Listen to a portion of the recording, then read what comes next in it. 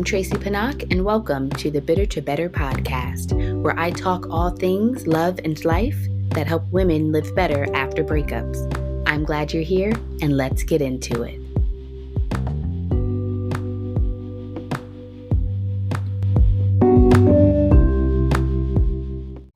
Hey, I'm out on the playground with the boys. Birds are chirping.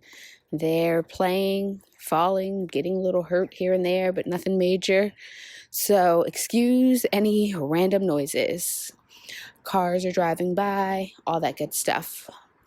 But I wanted to talk today about the 7 relationship categories that I identify.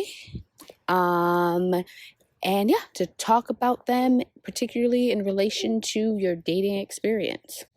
First, let me explain why I think it's important to identify these categories and ultimately label your relationships. Yes, that's what I said. None of this, we don't want to put a label on it. That is ridiculous. You have a label for every other relationship in your life. You know who your parents are, your teachers are, your coworkers. You know who the cashier at the grocery store, you have a relationship with them that is stranger. So if you have labels for all of these relationships in your life, why would you not have labels for very important relationships in your life, like your romantic partner or partners? Because whether you're in a committed relationship with someone or an ongoing dating relationship with someone, these can be hugely impactful to your life. So the other thing is that labeling relationships helps us understand the expectations. If you know someone is a stranger to you, you have different expectations of them than you do of someone who is a friend. So it's very helpful for us to label the relationships in our lives. So let me get into these 7 categories. Category number 1 is stranger. This is the relationship that you have with most humans on this earth. So the 7 or so billion humans that exist on this earth, you are a stranger to them. They are a stranger to you. That's pretty straightforward and clear cut. We don't tend to have significant expectations of strangers. Most of us expect and hope for basic human decency, general, being cordial, respectful, things like that.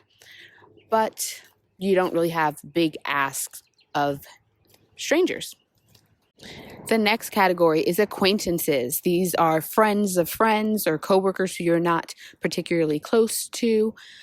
These are people who you generally have a respectful, cordial relationship with, although you could have a contentious relationship with an acquaintance, but they are someone who you know of or have been introduced to, but you are not particularly close to.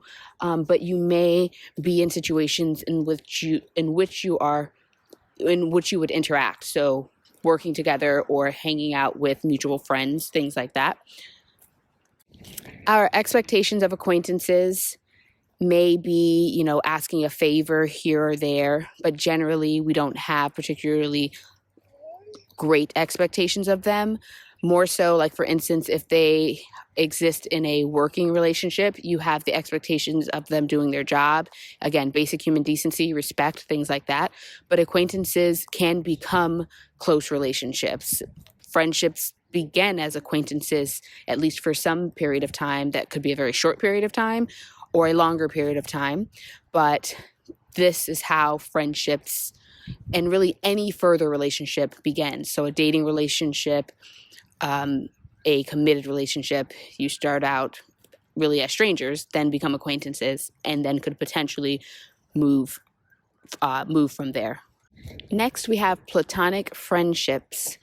So these are friendships with people that have no sexual intimacy. They would obviously have some emotional intimacy, at least to some extent, because they are friendships. Although, of course, there are different dynamics in friendships. So there are some friendships where we're sharing intimate, private, sensitive information. And there are other friendships where things are maybe kept more surface. Maybe you hang out with those people, but you don't share a lot about what's going on with you.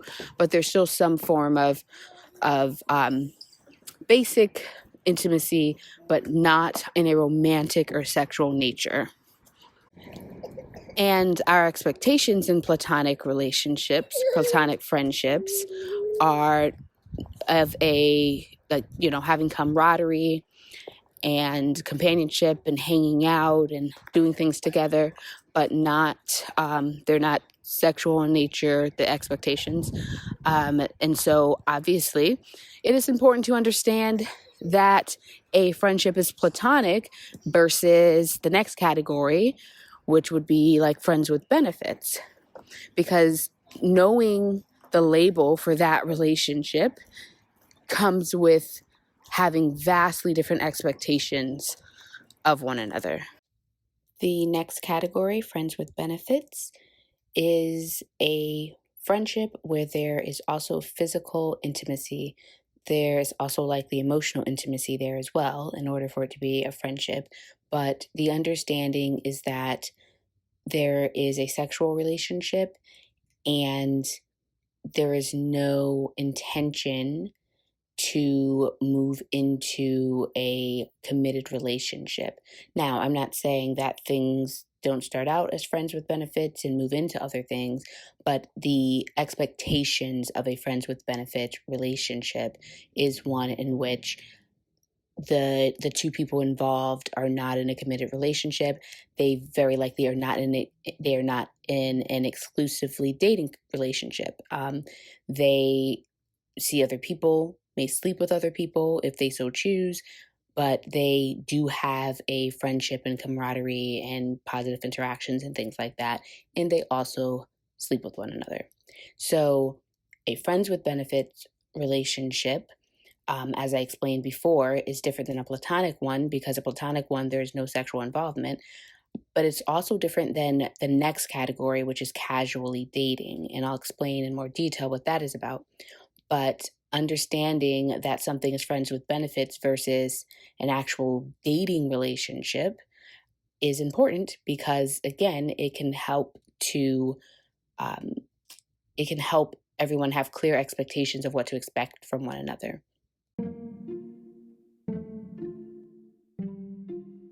Do you like what you're hearing? Are you picking up what I'm putting down? Want to help the pod?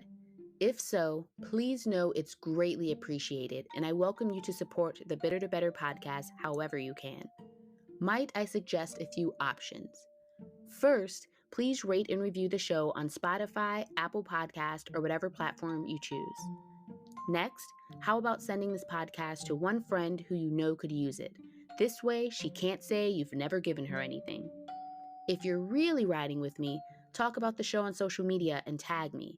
I'm at Tracy Panak on Instagram. And lastly, if you ever use any products or services I mention in the pod, can you tell them Tracy Panak from the Bitter to Better podcast sent you? Please and thank you.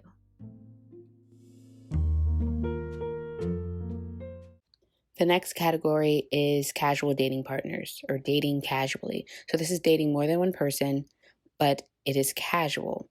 So this is not having relationships, committed relationships with multiple people. This is you go to the movies with one person, dinner with another person.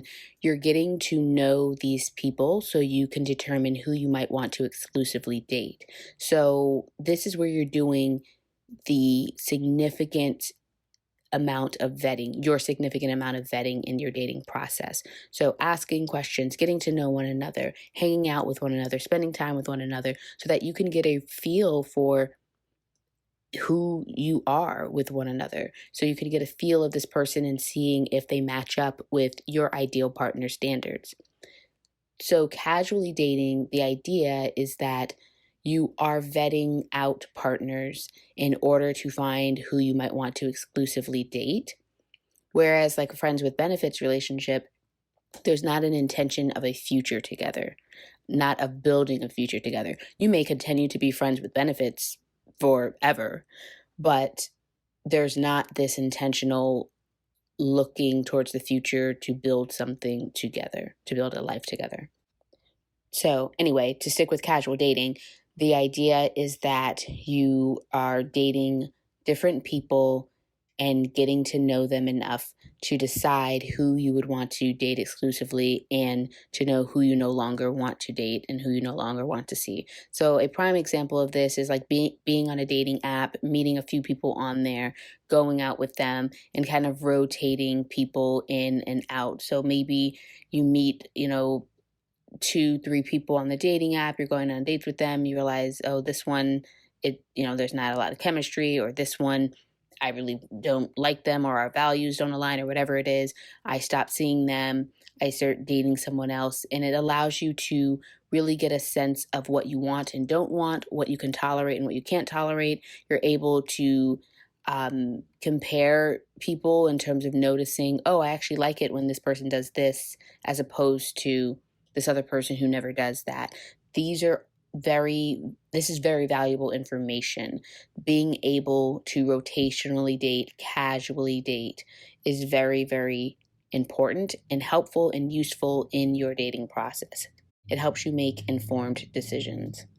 Next, we have exclusively dating. So this is deciding, of those 3, 4, or 5 people you're dating, the people who you are rotating in and out, you've decided there is one that you would like to focus on exclusively, which is still a step before a committed relationship, which I'll get to.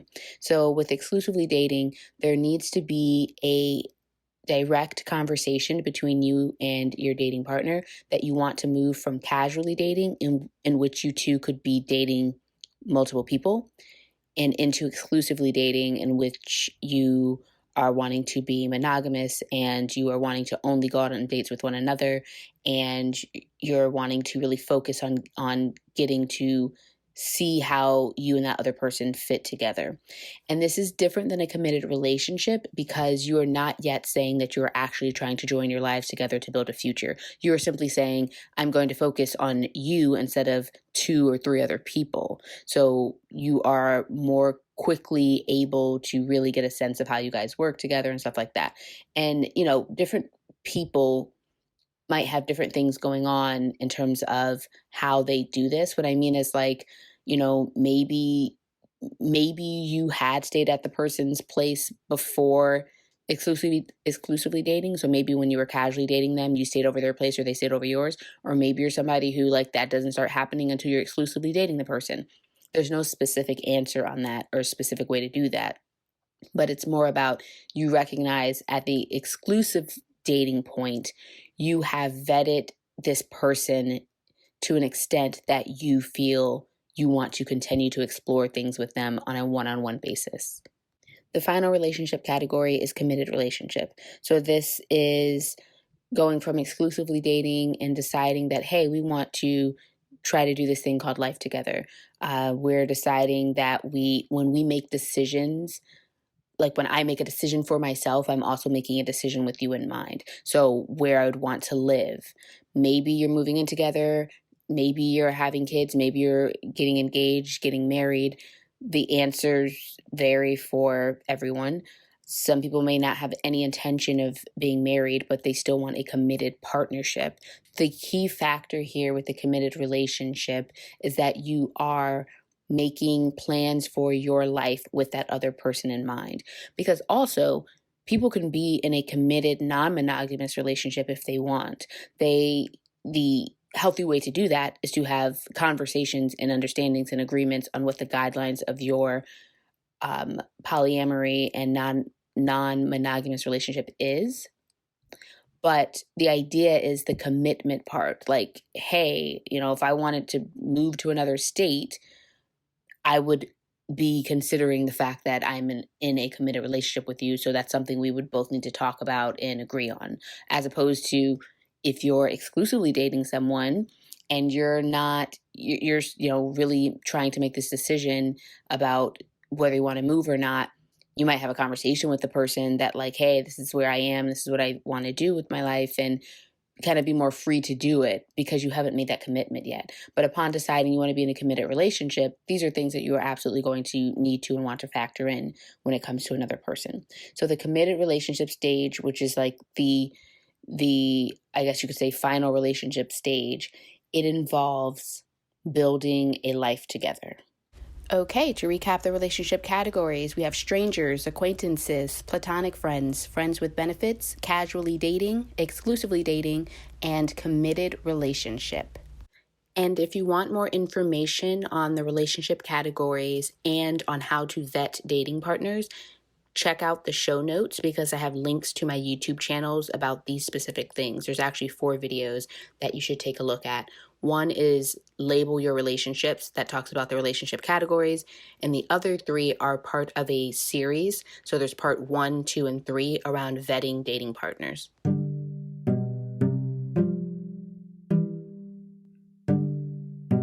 Hey, by the way, I can be found in other places besides this podcast. Just search my name on YouTube and you'll find my channel. Subscribe for periodic how-to videos for dealing with breakups and mastering dating. That's right, I said mastering dating. It's a skill, ladies. I can also be found on Instagram at Tracy Panak. And lastly, I most encourage you to join my email list where you get breakup and dating support delivered to your inbox, in addition to getting the most exclusive access to my programs and coaching services. My email list subscribers are the first to know when my coaching programs launch and the only people to get discounts when they're offered. As always, I'm glad we got into it and looking forward to next time.